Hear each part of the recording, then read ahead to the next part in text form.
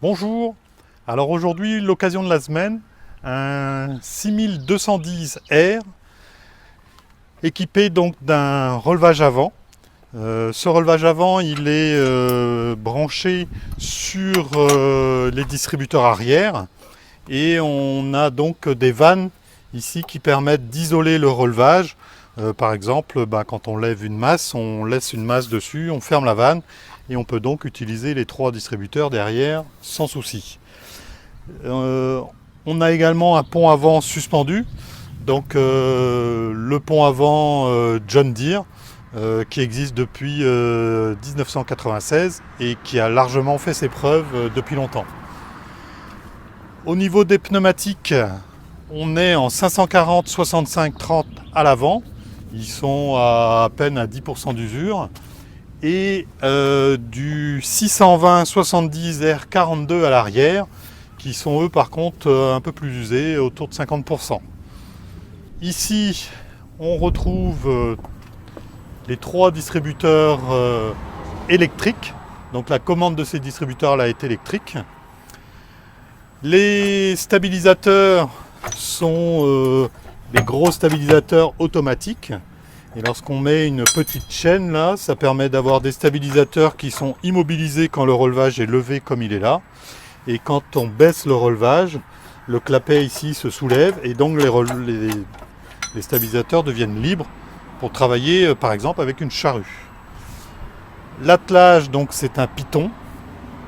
Voilà, et on peut mettre en lieu et place une boule si on veut, si vous êtes équipé d'une remorque avec une boule charmulaire par exemple.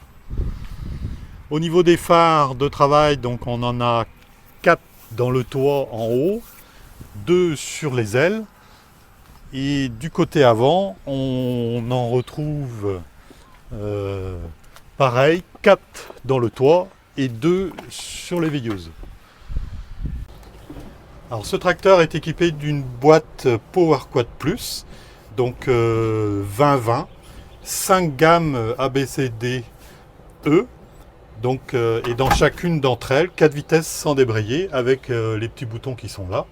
On a un troisième bouton ici en haut du levier qui permet de débrayer avec le pouce au lieu d'avoir besoin de débrayer au pied. Donc en termes de boîte de vitesse, c'est la boîte semi-power shift la plus fiable du marché à ce jour. Elle est très fiable. Les distributeurs sont des distributeurs électriques.